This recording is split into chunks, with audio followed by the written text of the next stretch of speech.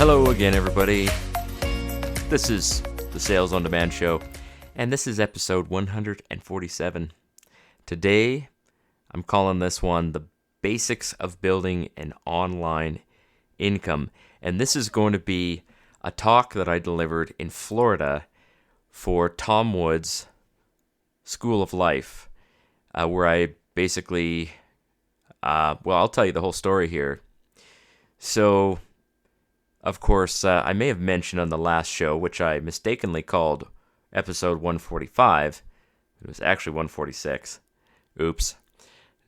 So I was like, I'm heading to Florida. And sure enough, I basically left that same day. And the next day, I got on a plane to Florida. That was last Wednesday. So it was a very good trip, but there were some interesting moments there that I'll share with you.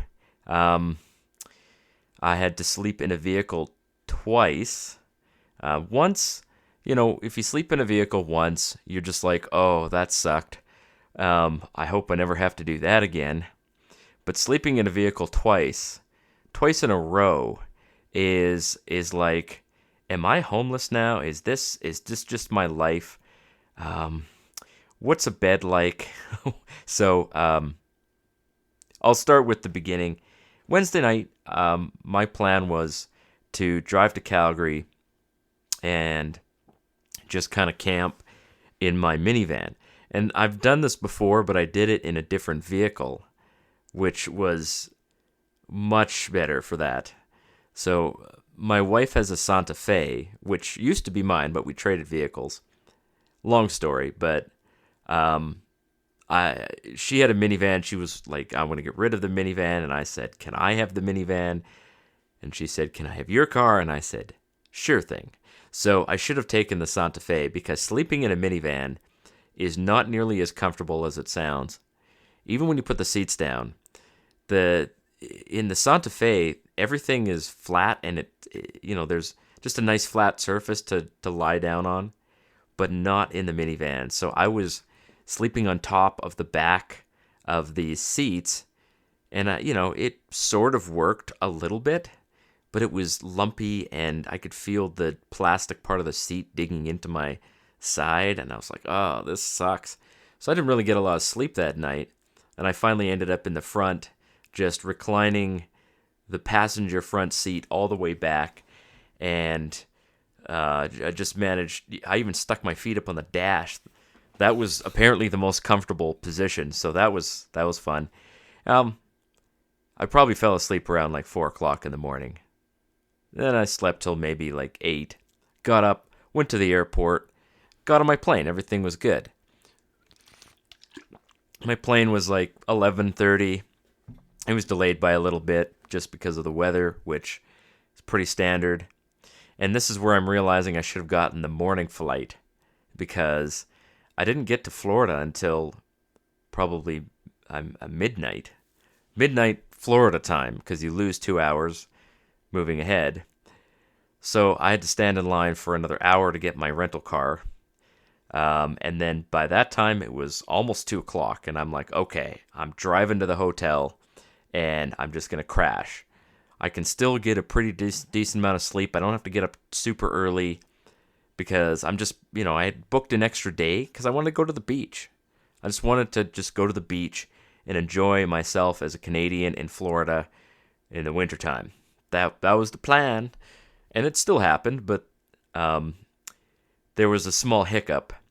When I got to my hotel, which I didn't know it at the time, is the worst rated hotel in all of Orlando, Florida. So somehow I had managed to book this. That seemed like a good idea at the time, just like most things do. And then the execution was not great. So this hotel is so cheap that they actually close their front desk from 1 o'clock to 7 a.m. And I arrived at about 2:15, maybe like almost 2:30. But there was a guy there. He wasn't a front desk guy, but there were some people who were doing late check-ins, and I guess the hotel had called them and arranged this check-in, but they didn't call me.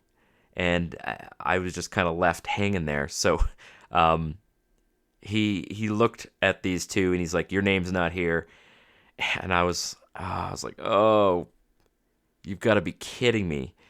Oh, this is not good." So there's a phone number that you can call, but of course they didn't answer. So I called Expedia back. They tried calling, no answer. It was about 4 o'clock at this point.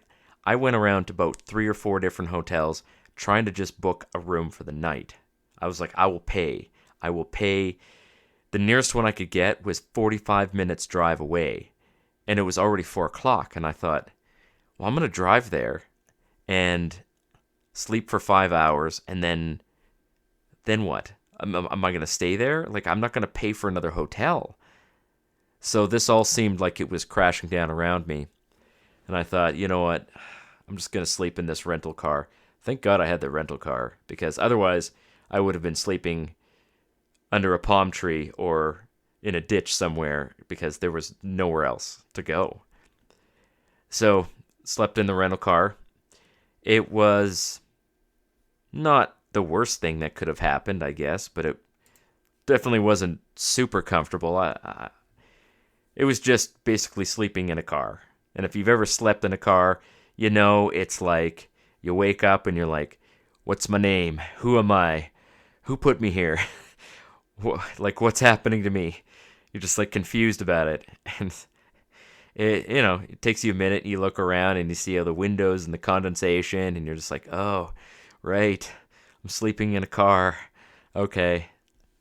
So it was 7 o'clock, and I went to the front desk and checked into the hotel. And they were very blasé about this situation. I was like, hey, I'm a disgruntled customer here. You guys kind of left me literally homeless. And they're like, oh, okay.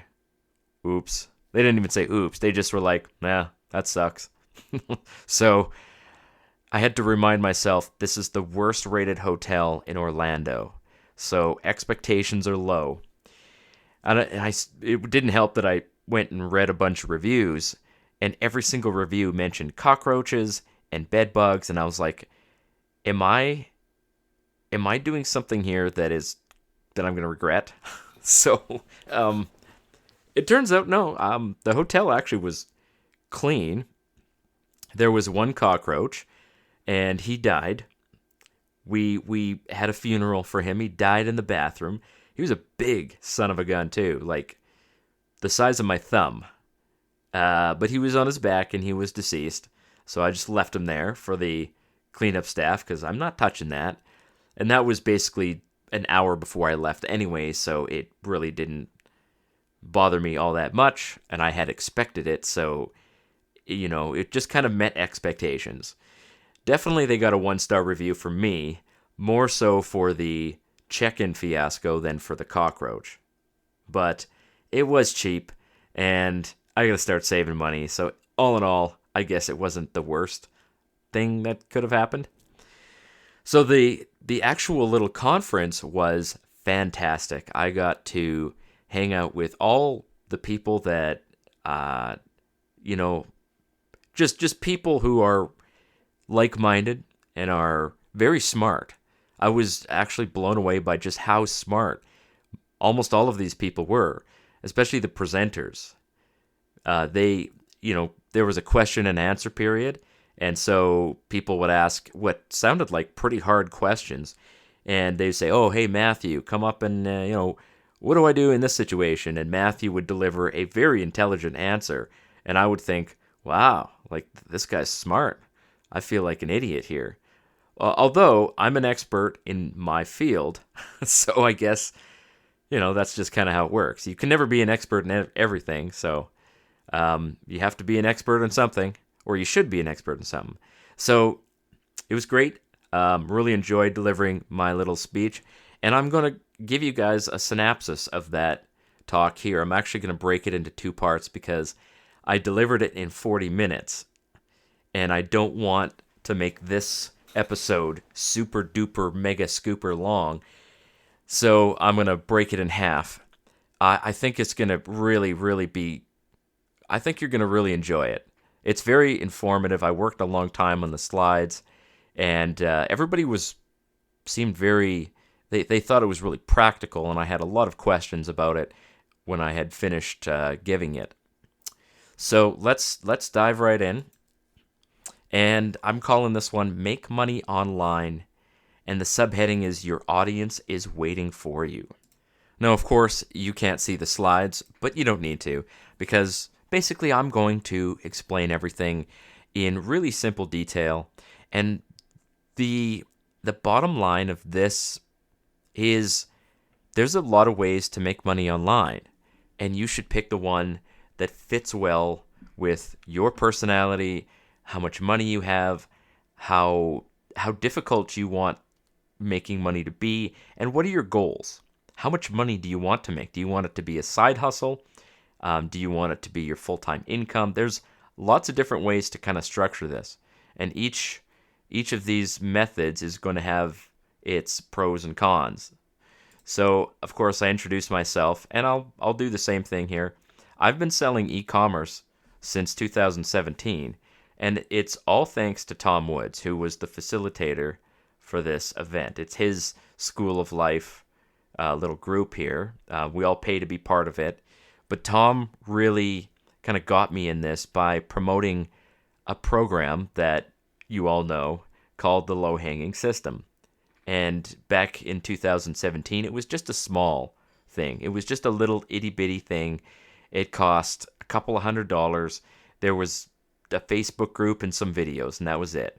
So it started off pretty humble, but it grew into something that right now is very, very powerful and is, in my opinion, the best, the greatest e-commerce training program in the world. In the world. With one-on-one coaching. Like, if you sign up for the low-hanging system and then you join the Launch 100, you could have coaching calls with me. Like, me personally. We have 13 coaches. 13. And I'm the head coach. But, I mean, it's a huge program now. But very powerful. So I'm a full-time seller. I'm the head coach of the Launch 100. I create content. Of course, I do this podcast, and I do a lot of training, and also work for GearBubble. So last year, I think I made around 200,000 net in Canadian dollars, and I'm looking to double that this year to about 400. My hobbies, of course, because you wouldn't love me if I didn't tell you all about my hobbies. But I like to run. I love winter camping, which I got to share a little bit about this. I purchased a very expensive winter camping tent. Me and my son had been eyeballing this tent for probably 2 or 3 months, and I said, I want that tent. So I finally sprang the money, and I thought, we're going to use this tent a lot. We already used the one we've got, which is kind of a cheap, just a very small tent. We use this thing. We've probably slept in it like 20 times. We love camping. I freaking love camping. And I want to do a lot of this winter camping. So I sprang for this tent. When I came back from my trip, the first thing I did, I slept for a couple of hours because I got back about 4:30 in the morning. Flights were delayed, but that's kind of what happens. We set up the tent and we spent the night in it.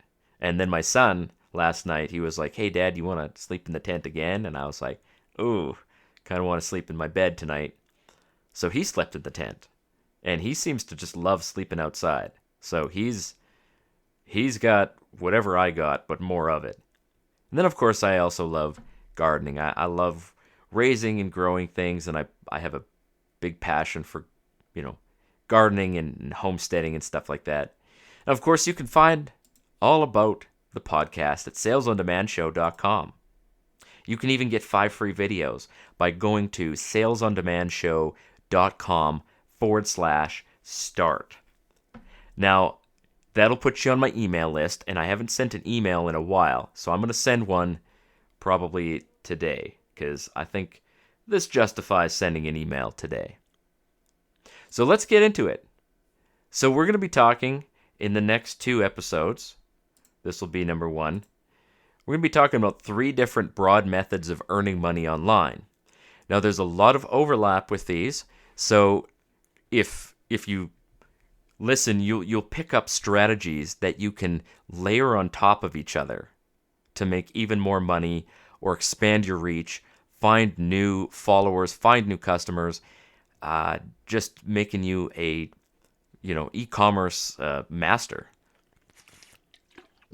So, of course, the first one is e-commerce, that's what I do. There's 3 total. There's e-commerce, there's affiliate marketing, and then there's audience building. So I'll briefly give you the tagline for each of these. So e-commerce is selling physical and digital products that you own directly. Whether you created them or not is irrelevant. You own them, and you have the rights to resell them. This is different from affiliate marketing. So affiliate marketing is that you're selling someone else's product. So it is someone else's product. You're just marketing it, and they give you a cut of the money. Typically, an affiliate can earn anywhere from 40 to 50% of the total gross of that product, which is pretty good. But here's the thing: is that you got to have the reach. So if you want to be an affiliate marketer, you typically have to have an audience. And that's where we get into the third thing here is audience building, is you're selling yourself to an audience. You're growing an audience through some means, and then you sell something to them. You monetize their existence in some fashion. And that'll be one of the things we talk about probably in the next episode, because this one's fun, but it's not really... I've done a little bit of it, believe it or not. This podcast, actually, I've monetized this podcast. I sold a training program called Print on Demand A to Z, and I'm thinking of building now I've actually kind of closed down that training program for new students, but I'm actually probably going to start a new training program. I'm thinking of doing one about home sublimation, how to print and ship your own products directly from your house, which is kind of fun, and I think a lot of people would maybe appreciate that. This is more, I guess, in line with what Travis Ross and Josiah Cifuentes do on the POD cast, the Print on Demand cast, who those are great guys. If you're listening to my show and you're not listening to their show, you're kind of missing out. We talk about very different things, so I'm happy to promote the Print on Demand cast. I think you'll find that at podcast.com. But they mostly do their own printing, so they don't do any like print on demand with suppliers and stuff like that.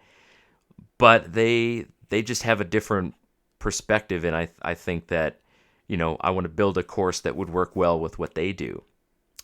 I don't want to overlap with the low-hanging system, which is kind of why I've stopped promoting the course that I created, is that now that I'm the head coach for the low-hanging system, I don't want to sell basically the same information on my own, because that just wouldn't be right.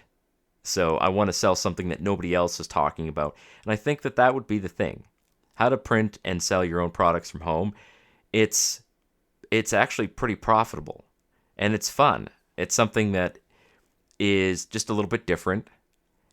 Anyway, so I'm looking at maybe building that out as another course. But I did sell $20,000 worth of my original course when I promoted it, and that was just me promoting it on my podcast. I had no affiliates promoting that. So you can imagine if I actually had an affiliate program out there, and I had some big affiliates running that, I probably could have done 100,000 of that product. It would have been a big deal.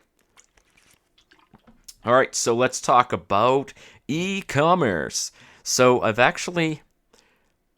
going to include some information on what your profits margins will be, how much it costs to start, and the difficulty of doing this. So we'll start with selling on marketplaces, which is what I do. That's what I do. That's me right there. So there are 2 marketplaces that are really good and a couple more that are okay. The 2 best marketplaces are, of course, Amazon and Etsy, the 2 best marketplaces in the world, and they're only just getting better. So there are some other ones, of course. There's eBay, and quite frankly, eBay is just not worth my time. I did have an eBay store running.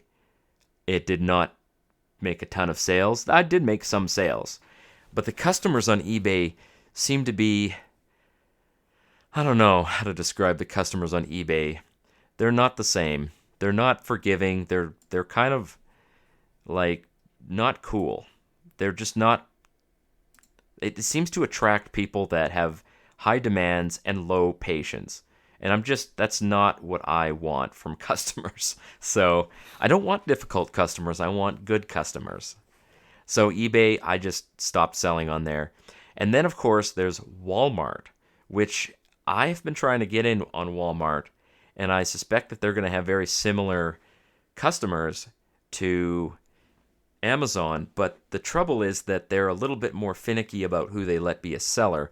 So I'm still working on getting an open account with Walmart, but as soon as I do, I may even create a Walmart selling course if I can, really zoom in on how to do it really well. So yeah, Walmart seems like a good up and coming.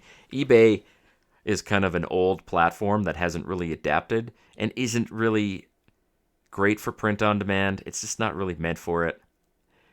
So print on demand is something that you can sell on marketplaces, but it's not the only thing.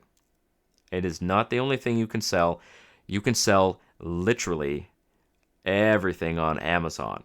So we'll go through all of the things that you can sell on Amazon, and then I'll talk a little bit about Etsy as well. So, of course, there's print on demand. We know all about that. Difficulty of getting started is low. It is really easy to get started selling print on demand on both Amazon and Etsy. There's not a lot of costs. Basically, you just have to open an account. Sometimes Etsy will suspend your store. That's pretty normal. You just contact them and say, hey, can you please give me my store back? And they almost always do. So that's very easy to start. Etsy is very newbie friendly, which is why I recommend starting with Etsy. I mean, I have had friends and family members open an Etsy shop, and, pretty much everybody has made at least one sale. Some of them have given up because they get distracted. That's normal. It's normal to get distracted. You have to be committed to working on this. This is not something that you just put in, an hour or two of work and then stop. So you have to be consistent and keep uploading products and creating products. But, I mean, there's people making full-time living on Etsy just by itself.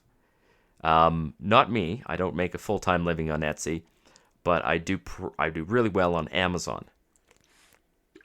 So Amazon, there's a couple ways to sell. There's online or retail arbitrage. So arbitrage is you're buying something from another store and you resell it. So it's basically reselling. And you're selling branded products, but they're not your products per se. They become your products when you buy them, I suppose. But you basically buy, like Nike shoes or something, or Lego or toys of some kind, and you just resell it on Amazon. You can't do this on Etsy. Etsy doesn't really, they're not the same on there, so you can't really do this kind of arbitrage on Etsy unless you were reselling some kind of supply for crafting. So if you were buying and reselling fabric, that would be okay. But you can't just resell whatever on Etsy. Even if Etsy lets you do it, it does go against their terms of service, so they'd probably shut you down. Everything on Etsy that you sell either has to be crafting supplies or it has to be a finished product that you had some hand in creating. But Amazon, everything. You can buy and sell anything on there as long as you're not drop shipping. So drop shipping is when you offer something for sale on Amazon that you don't own yet. And then when someone buys it, you purchase it from another marketplace like eBay or whatever, and then you ship it to the customer. They don't like that. So, but on the other hand, print on demand isn't drop shipping in that sense because you own these products and you have, they're your products. You're the seller of record, which is kind of how Amazon puts it. So there's online retail arbitrage. Online arbitrage is when you look for online deals. So you can actually do online arbitrage from anywhere. You just need at least one and probably multiple credit cards. So you're going to buy things from Winners, you're going to buy them from Walmart, and then you ship them to a prep center who basically will prep them to sell on Amazon and ship them into Amazon FBA. And hopefully they'll sell for more money on Amazon than you paid for that. So that's arbitrage. Then, of course, there's private label. Most products on Amazon are private label, and including many print-on-demand products, right? So private label is basically you're creating a product, you purchase 100 units of the product, you ship it to Amazon, and you just sell it. I guess in a sense you could say that when I send products for FBA, they are private label products. But, it's a little bit different.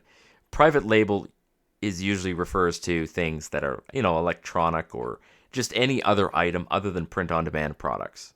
So I do like to distinguish those because it's not quite the same. It is similar, though. Now, you can learn how to do these things. Online and retail arbitrage, there are Facebook groups that you can join. I'm part of a few of them. And they just, they're just talking about various software programs that help with this. It doesn't require a lot of skill. It just requires a lot of work. So you have to know where to look for these things. There's not a lot of, you're really not doing any advertising because you're selling things on Amazon that are already selling, and they just, you just need to find them and buy them cheaper, right? So the skill kind of comes in knowing where to look and looking for a good price, just sort of that sense of what's a good price for this and am I going to make money on this? So maybe it's a little bit of luck, but there's probably some skill there. Private label is you're finding a product on Amazon that you think you can compete with. You're going to create a new or better version of that product. You're going to order it probably from China, but there are other places to buy these products from. India, you could buy them from, I think, there's countries that produce products. You're not going to probably buy it from North America. It's just not something that North America has as a manufacturing base. Now, one exception to this is that if you manufacture the product yourself and you're just doing small batches, that actually would probably be quite productive. And there are people doing that. I don't know exactly what they're making. Oftentimes it's a very specialty product. So you're not making some commonly found product, but perhaps you're selling just some really high-end specialty product that only you have the skill and tools to make, or you just make it in a way that people really love. And then, of course, you can advertise it as manufactured in the USA or manufactured in Canada, and you don't have to import it. So that would be private label. You can learn about private label from somebody named Sophie Howard. So there are a lot of people. Sophie Howard is another coaching program that I've heard about, and I know some of the coaches who work for Sophie Howard, and it's a legit program. The thing I don't like about private label is that you're risking money up front.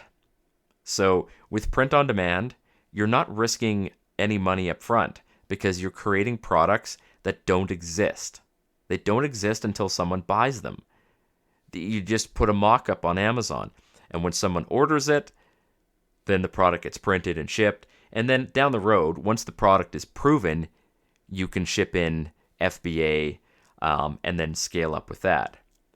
but you're not taking the same kind of risk. You don't have to ship from China. You're not buying 500 units of a product.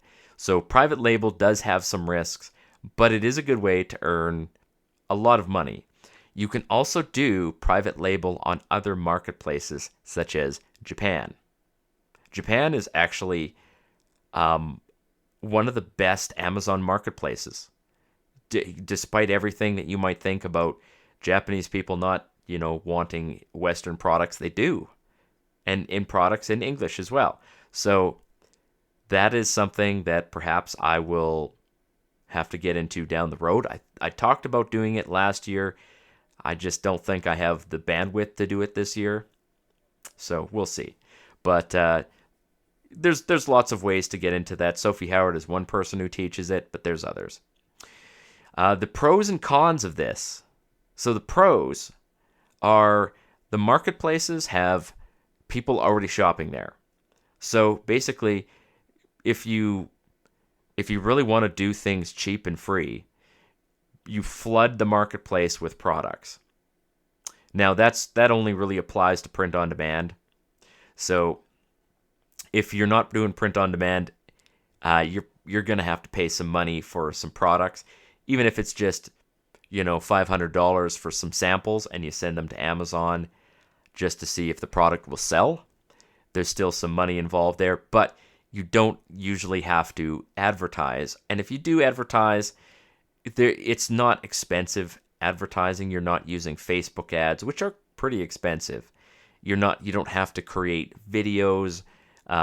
Basically, you just create an Amazon listing, and you can just promote it with Amazon pay-per-click, which is it's really effective. It's a good platform for advertising, and it works. I've done a lot of Amazon advertising, and I've made a lot of money with it. So there's already people shopping on Amazon. Amazon is trusted. Etsy is trusted. So you're basically you're leveraging those platforms to sell your products. So the cons are that it's competitive, and you do have to source your products from somewhere. You also need to create listings and find a good product to sell, and it can be challenging to do that. Although the challenge is not super high, you will have to do this no matter what you're doing. But also, it can take some time to build momentum on Amazon and Etsy. So it's not something that you can start doing and then immediately be making a ton of money. It usually takes quite a bit of hours of work to get this going, but it doesn't take a lot of money. So the profit margins are pretty good. I'm getting 30% profit margins on my sales, which is good. That's a good profit margin. Don't let anybody tell you that that's a bad profit margin. Just ask gas stations what their profit margins are. If they make 2%, then they're doing good, right? The costs are minimal. And I would say the overall difficulty is 3 out of 10. 3 out of 10 for that. So I'm going to talk about one more method here, and that'll be it for this episode. I'll come back on the next one with some more fun stuff. I just love talking about this. So, yeah. Okay. So number 2 is starting an online store with Shopify or WooCommerce or some other online store platform that I've never heard of. I don't really care much about any other platforms. Shopify is going to be the store that I create this year. In fact, I'm going to be launching it today. Like as soon as I'm done this episode, I'm launching my online store. I'm connecting it to Gear Bubble, and I'm going to be opening my shop. So that's my plan for today. Now, this is kind of my favorite of all of the e-commerce methods, and the reason it's my favorite is that it has the highest profit potential. So I was speaking with one of the fellows who works for Aphrodite's. Aphrodite's is the sister company of Gear Bubble. So Gear Bubble being, the print-on-demand supplier. They have mugs and shirts and all kinds of great products. Aphrodite's sells jewelry, and they have offered, Gear Bubble basically uses their jewelry as part of their platform. Not all of it. Aphrodite's does have some jewelry that Gear Bubble does not have, but the best pieces, Gear Bubble does have that. So they're both Gear Bubble and Aphrodite's are owned by Bergio, which is a very high-end jewelry company. They've been doing jewelry for, I think, somebody said 40 years. It could be more than that, but that's a long time. So they have really high-quality jewelry. I've had samples in my hand, and they are absolutely amazing. So I was listening to, and his name is Hassan. He lives in Pakistan, and he's brilliant. He's a very competent marketer and very motivated, just really, really motivated. So he was saying that Aphrodite's is now an 8-figure business. They made 8 figures in revenue, which is more than $10 million.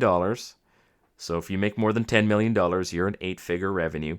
Profits, I don't know what profits would be, but I would guess that they're probably ranging 15 to 20%. Because when you have lots of revenue like that, you have to hire people, and your profit margins do shrink a bit, but your overall profit, of course, is right there, right? So you might have really high profit margins selling $100 a month, but I mean, when you want to scale up, your profit margins are going to go down, but that's okay because you're still making a lot of money. So profit margins might be a little thinner, but the overall profits are much higher. So he shared that through Amazon, they're looking at about $2 million a year in sales, which is pretty good. That's nice. I like that. But their Shopify store was doing about 7 to 8 million. And that really rocked me. He said, we make way more on Shopify than we do from Amazon. So, I mean, Amazon is a part of their overall strategy, but Shopify is the big chunk. So I'm like, wow, okay. I should probably start doing a Shopify store because I want to grow my business. I want it to be big, big, big. I want, $1 million, maybe 1.4 million a year. And there are solo operations doing $1 million a year. You're going to need some help, but you could probably make do with 2 or 3 virtual assistants just for managing customers, managing orders, refunds, that kind of thing. So you do need somebody doing that kind of thing, but you don't need it until you start making a lot of sales. So the profits are high, but the startup costs can also be high because you do have to advertise. So you need really good products. You need to build a nice looking store. It's not that difficult to build a nice looking store, but it's not as easy as building an Etsy shop for sure. You can do print on demand. You can also do physical products, right? So you could sell some kind of dog related product, and that you would target people who just really love dogs, right? So typically what you're looking for is a product that nobody's seen before. And that way, when you advertise it, it really catches people's attention. So that's it. The print on demand is going to be the way that I go about doing this, but you can sell anything. Anything that's legal to sell, you can sell it. Now, this can also be tied in with audience building or affiliate marketing. So you could market your products through an affiliate, and that way you wouldn't be advertising. And then your affiliate would take a share of the profits. You're not going to give them 50% of the revenue just because that's basically probably going to be more than your profit margin, but you could probably give them a pretty significant portion, say like 25%. You could, create some kind of deal with them, an arrangement. So Um, there are pros and cons to this, of course. So the pros are you own this thing entirely, and you can sell almost anything. Now, this is a really big pro, and I don't want to undersell this because with Amazon and Etsy, you do not own your store in that kind of sense. You own your store, but you don't, right? So Amazon and Etsy can both suspend you from their platform. You can lose your store, and you basically there's no recourse for that. They also control your money, so they can hold your money, and if customers complain, they'll it's just there's more risk there. It's not a lot of risk, but that's not zero risk either. Now, the biggest problem with not owning your store outright on Amazon or Etsy is that you can't remarket to your customers. So Amazon owns the customer, and Etsy owns the customer, so you can't really build an email list from these customers. There's no legitimate way to build an email list from Amazon, and there could be from Etsy, but it's not quite as predictable. With an e-commerce store, an online store, you can build 2 email lists, and I recommend that you build both. Number 1 is visitors. So you need a visitor list. Anybody who lands on your shop should be prompted to put in their email at some point in the interaction, either for a discount or something. Then you can simply market to that person over and over and over again until they finally unsubscribe. So probably most people are going to unsubscribe, but then that's okay. That's fine because you're always having a flood of new people on the list. So you can build a very large email list from just people who visit your shop. When I did this in 2017, I had like 500 people on my email list, and I think that wasn't very many either. I think I only started collecting emails about maybe a month in, and I quickly grew to 500 emails. So I could have made quite a bit of money building that list even bigger. Now, the second email list that you're going to build is buyers. So anybody that has purchased from you and has opted into your email list, these are people who trust your store, and you can market to them over and over and over again, right? So every holiday, you can basically send out a stream of emails and say, oh, hey, I'm doing a special thing here with Mother's Day, here's some great Mother's Day products that you can buy for your mom. Get like 40% off. And you can afford to give big discounts to your email list because you're not paying to advertise to them. So owning that email list is a massive benefit, a benefit that I cannot oversell. Now, here are the cons, is you are responsible for everything in your store. So if customers are upset and they want a refund, basically, you have to decide whether you're going to give them a refund, right?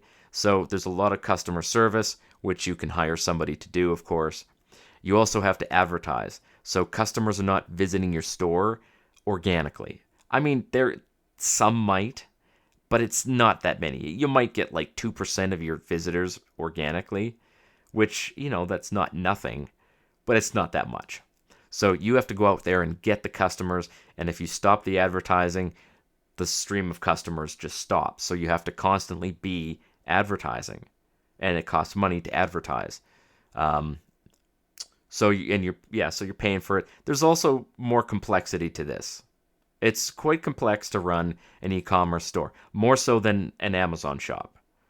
So it's something that is a little bit more challenging to do, but the profit margins, you can build a huge store out of this.